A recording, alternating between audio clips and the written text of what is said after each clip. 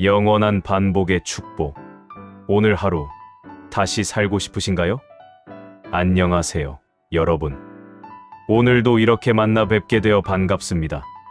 오늘은 조금 색다른 질문으로 시작해 보겠습니다. 마음의 준비가 되셨으면 천천히 읽어주세요. 오늘 하루가 그대로 무한히 반복된다면 당신은 그것을 받아들일 수 있겠습니까? 잠시 그 질문을 마음속에 품고 계세요. 오늘 아침에 일어나 지금 이 순간까지 여러분이 보낸 하루, 먹은 것, 나눈 말, 느낀 감정, 한 행동들. 그 하루가 내일도, 모레도, 1년 후에도, 10년 후에도 똑같이 반복된다면 어떻겠습니까? 어떤 분은 이 질문 앞에서 그럼 좋지라고 하실 수 있습니다.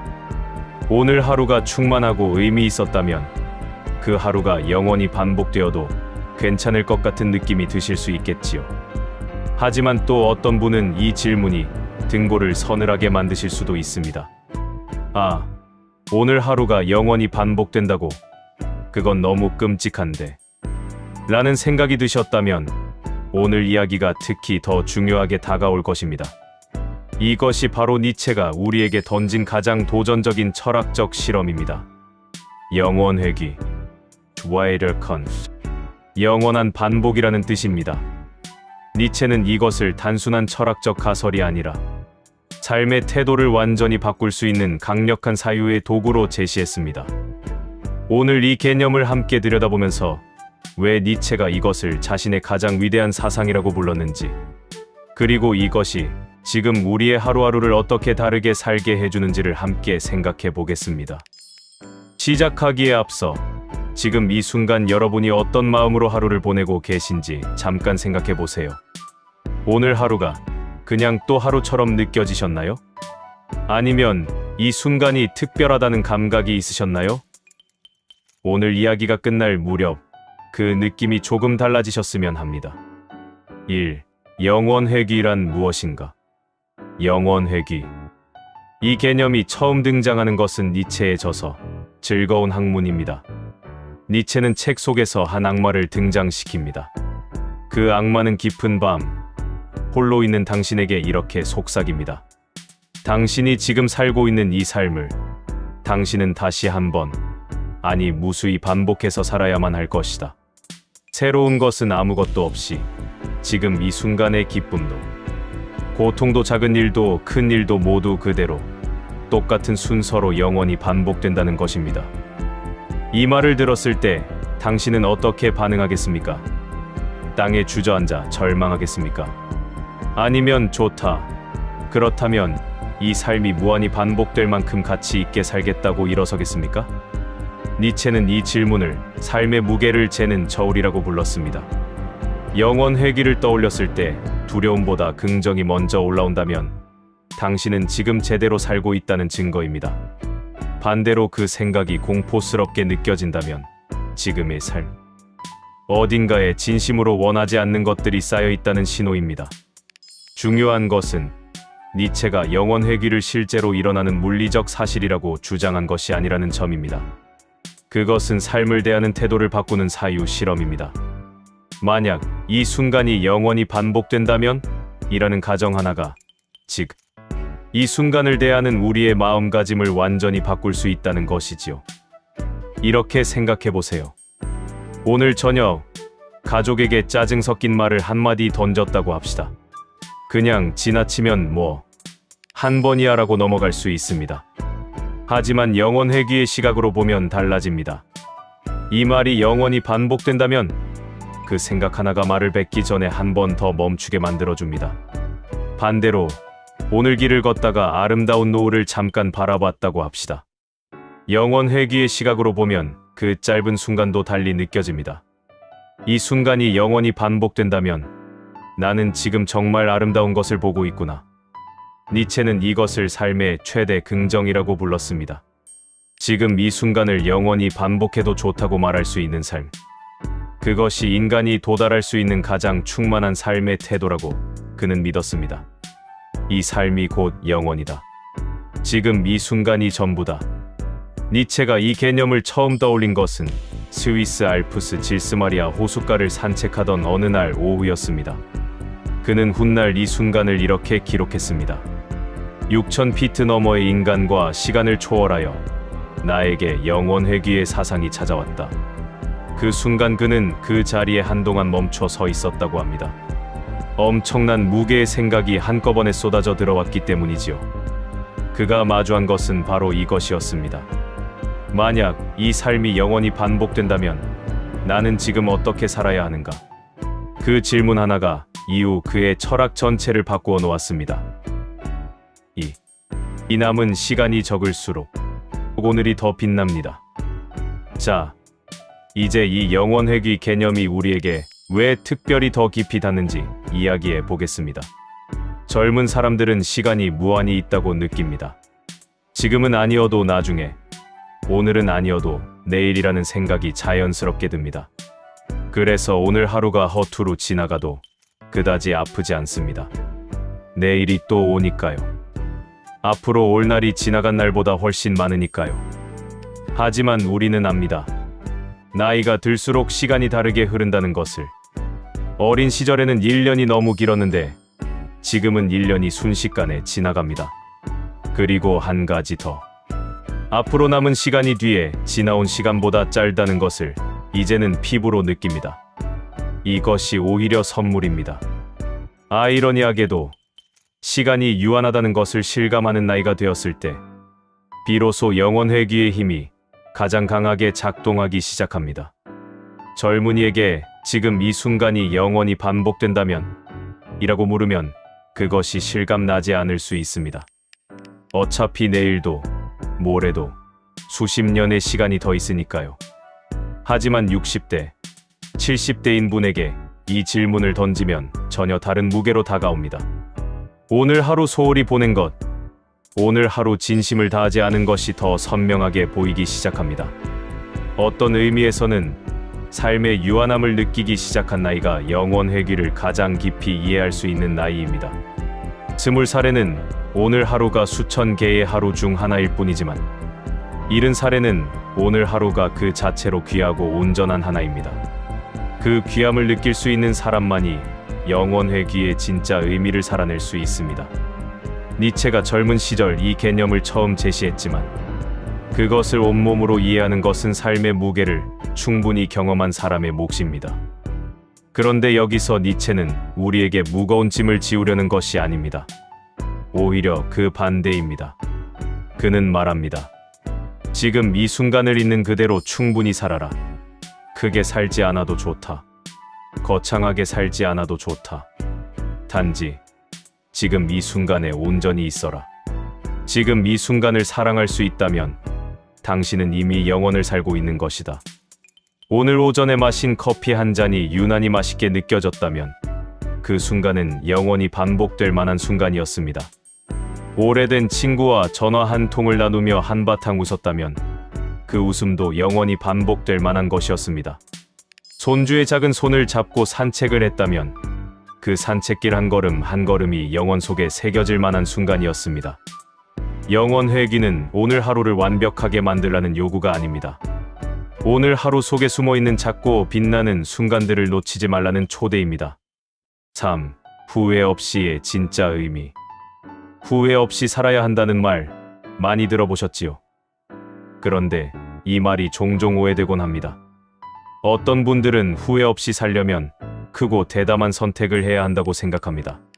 사업을 시작해야 한다거나 꿈을 향해 모든 것을 던져야 한다거나 혹은 반대로 어차피 나는 이미 많은 것을 후회하며 살아왔으니 이제 와서 후회 없는 삶은 불가능하다고 생각하시는 분도 있습니다. 니체의 영원회귀는 후회 없는 삶에 대해 전혀 다른 시각을 줍니다. 니체가 말하는 후회 없는 삶이란 완벽한 선택을 해온 삶이 아닙니다. 그것은 지금 이 순간을 회피하지 않고 충실히 대면해온 삶입니다. 크고 중요한 결정만이 아니라 아침에 일어나 오늘 하루를 어떤 마음으로 시작했는지, 옆에 있는 사람에게 어떤 표정으로 인사했는지, 밥 한 끼를 먹을 때 그 맛을 제대로 느꼈는지, 이런 작은 순간들의 총합이 삶이고 그 순간들을 얼마나 충실히 살았느냐가 후회의 유무를 결정합니다. 어떤 분의 이야기를 들은 적이 있습니다. 남편이 세상을 떠나고 나서 가장 후회되는 것이 뭐냐고 물었을 때 그분은 이렇게 말씀하셨습니다. 같이 밥 먹을 때 텔레비전을 끄고 그 사람 얼굴을 보며 밥을 먹을 걸. 그게 그렇게 어려운 일이 아니었는데 왜 그때는 몰랐을까요? 크고 대단한 것이 아닙니다. 밥 한 끼, 그 식탁의 온기. 그것이 영원 회귀가 우리에게 붙잡아달라고 손짓하는 순간들입니다. 반대로 지금 이 순간을 충실히 살고 있는 사람은 어떤 모습일까요? 거창한 성취를 이루는 것이 아닙니다. 아침에 눈을 떴을 때 오늘도 살아있구나라는 감각을 그냥 흘려보내지 않는 것. 밥을 먹을 때 그 밥의 온기를 느끼는 것. 가족과 대화할 때 핸드폰을 잠시 내려놓는 것. 이런 것들이 영원히 반복되어도 좋은 순간들을 만드는 방법입니다. 니체는 차라투스트라의 입을 빌려 이렇게 말합니다. 모든 기쁨은 영원을 원한다. 깊고 깊은 영원을. 기쁨은 단 한 번으로 끝나기를 원하지 않는다는 것입니다. 진심으로 기쁜 순간은 그 순간이 영원히 계속되기를 소망합니다.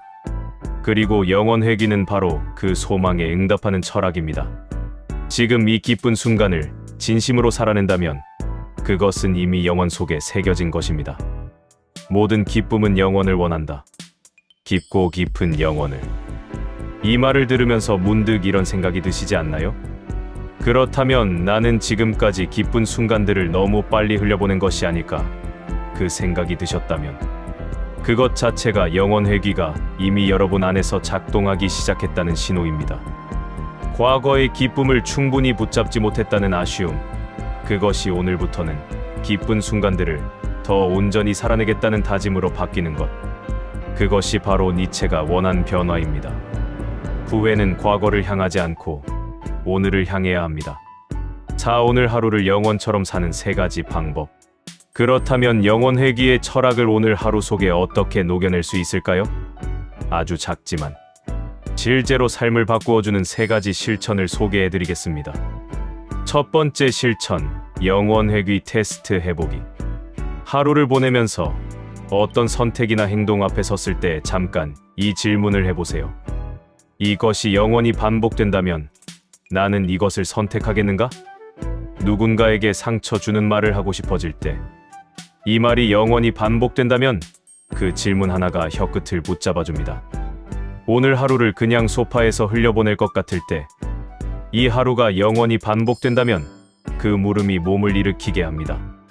반대로 아름다운 것 앞에서 바쁘다는 핑계로 지나치려 할 때, 이 순간이 영원히 반복된다면 그것이 우리를 잠깐 멈춰 세웁니다. 이 테스트는 삶을 완벽하게 만들려는 것이 아닙니다. 그저 지금 이 순간을 조금 더 의식적으로 살게 해주는 장치입니다. 하루에 딱 3번만 이 질문을 해보세요. 아침에 일어날 때, 점심을 먹을 때, 잠자리에 들기 전. 그 3번의 질문이 하루를 전혀 다르게 만들어줄 것입니다. 두 번째 실천, 오늘의 영원한 순간 찾기. 오늘 하루가 끝날 무렵, 잠자리에 들기 전 딱 5분만 투자해주세요. 눈을 감고 오늘 하루 중에서 이 순간이 영원히 반복되어도 좋겠다고 느껴지는 장면 하나를 떠올려 보는 것입니다. 처음에는 잘 생각이 나지 않을 수 있습니다. 오늘 뭐가 좋았지? 그냥 평범한 날이었는데. 하지만 조용히 하루를 되감아 보면 반드시 하나씩 나옵니다. 아침에 창밖으로 들어오는 햇살이 유난히 따뜻했던 순간, 점심 때 먹은 된장찌개가 오랜만에 정말 맛있었던 순간, 지나가다 마주친 이웃과 눈인사를 나눴던 순간, 저녁에 혼자 좋아하는 음악을 들으며 잠깐 눈을 감았던 순간. 이 작은 발견들이 쌓이면 어떻게 될까요? 한 달 후, 여러분은 하루하루 속에 얼마나 많은 영원한 순간들이 숨어 있었는지를 알게 됩니다. 그리고 그것을 알게 된 사람은 다음 날 하루를 전혀 다른 눈으로 시작하게 됩니다. 오늘도 분명 그런 순간이 있을 것이다라는 기대와 함께 이 두 번째 실천을 일주일만 해보시면 아주 놀라운 변화가 일어납니다. 그동안 그냥 평범한 하루라고 여겼던 날들 속에 얼마나 많은 빛나는 순간들이 숨어 있었는지를 발견하게 됩니다. 그리고 그것을 발견하는 눈이 생기면 다음 날 하루가 시작될 때 그 눈으로 하루를 맞이하게 됩니다. 영원 회귀는 이렇게 하루하루 속에 스며들어 삶을 바꿔나갑니다. 세 번째 실천, 오늘 하루에 충분하다고 말하기. 니체의 영원 회귀가 가르치는 가장 깊은 것은 지금 이 순간으로 충분하다는 감각입니다. 더 많이 이루지 않아도, 더 대단한 사람이 되지 않아도 오늘 이 하루를 살아낸 것 그 자체로 충분합니다. 오늘 밤 잠자리에 들기 전 이렇게 말해보세요. 소리 내어 말하셔도 좋고 마음속으로만 하셔도 좋습니다. 오늘 하루도 충분히 살았다. 오늘 이 하루를 나는 사랑한다. 이것이 니체가 말하는 영원 회귀의 긍정입니다. 오늘 하루가 아무리 작고 평범했더라도 그것이 나의 하루였다는 것, 그것으로 충분합니다. 그리고 그 하루가 영원히 반복되어도 괜찮을 만큼 살아냈다는 감각이 쌓일 때 삶은 서서히 그 빛을 달리 발하기 시작합니다. 지금 이 순간 당신의 영혼이 시작됩니다. 사랑하는 시청자 여러분, 오늘 우리가 함께 나눈 이야기를 다시 한번 마음에 새겨보겠습니다. 영원 회귀는 지금 이 순간을 어떻게 살아야 하는가에 대한 니체의 가장 깊은 답입니다. 그것은 거창한 철학이 아닙니다. 오늘 아침의 햇살을 그냥 흘려보내지 않는 것, 함께하는 사람의 얼굴을 제대로 바라보는 것, 밥 한 숟가락의 온기를 느끼는 것, 그 작은 순간들을 영원히 반복되어도 좋을 순간으로 살아내는 것, 그것이 영원 회귀의 실천입니다. 1부에서 우리는 허무함이 새로운 창조의 출발점임을 배웠습니다. 2부에서는 어제의 나를 딱 한 번씩 이겨나가는 힘을 이야기했습니다. 3부에서는 지나온 모든 것, 후회와 주름살까지도 사랑하는 법을 나눴습니다. 4부에서는 역할에서 벗어나 온전한 나로 서는 용기를 이야기했습니다. 그리고 오늘 5부에서는 지금 이 순간 하루하루를 영원처럼 살아가는 태도를 배웠습니다. 이 5가지를 하나로 묶으면 어떻게 될까요? 그것이 바로 니체가 꿈꾼 삶입니다. 허물을 딛고 일어서서 매일 조금씩 자신을 넘어서고 지나온 모든 것을 사랑하면서 온전한 나로 서서 오늘 이 하루를 온 마음으로 살아가는 것, 그것이 바로 니체가 바라본 아름다운 인간의 모습입니다. 여러분은 이미 그 길 위에 서 있습니다. 이 영상을 보고 계신다는 것 자체가 그 증거입니다. 무언가를 배우고 생각하고 자신의 삶을 더 잘 살고 싶다는 마음이 있다는 것, 그것이 바로 니체가 말하는 삶을 긍정하는 자의 모습입니다. 니체는 말했습니다. 나는 내 삶에 찬성표를 던지겠다. 완벽하지 않아도, 부족함이 있어도, 여전히 아픈 것들이 있어도, 그래도 이 삶에 찬성표를 던지는 것, 그것이 영원 회귀를 살아내는 가장 구체적인 방법입니다. 그리고 그 찬성표는 선거처럼 한 번으로 끝나는 것이 아닙니다.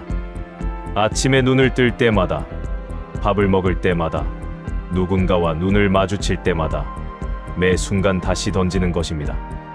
나는 오늘도 이 삶에 찬성한다. 오늘 하루를 마치며 딱 한 가지만 해주세요. 오늘 하루 중 가장 빛났던 순간 하나를 잠자리에 들기 전 떠올려 주세요. 그 순간이 아무리 작아도 좋습니다. 그 순간이 영원히 반복되어도 좋을 만큼 충분했다면 오늘 여러분은 이미 영원을 살았습니다. 지금 이 순간을 사랑하십시오. 그것이 곧 영원입니다. 오늘 이야기는 여기까지입니다. 오늘도 끝까지 함께 해주셔서 진심으로 감사드립니다. 다음 시간에는 드디어 니체 6부작의 마지막 이야기, 아이의 마음으로 3가지 변화를 가지고 돌아오겠습니다. 낙타처럼 짐을 지고 살다가 사자처럼 자유를 선언하고 마침내 아이처럼 새로운 시작을 맞이하는 이 아름다운 여정의 대미를 함께 장식하겠습니다. 6부작을 함께 달려오신 여러분께 진심으로 감사의 말씀을 전하며 마지막 편에서 뵙겠습니다. 댓글에 오늘의 영원한 순간 하나를 적어주세요. 오늘 하루 중 영원히 반복되어도 좋을 것 같은 작은 순간 하나. 여러분의 이야기가 누군가의 하루를 빛나게 해줄 것입니다. 편안한 밤 되세요. 오늘 이 순간이 당신에게 영원히 되기를 바랍니다.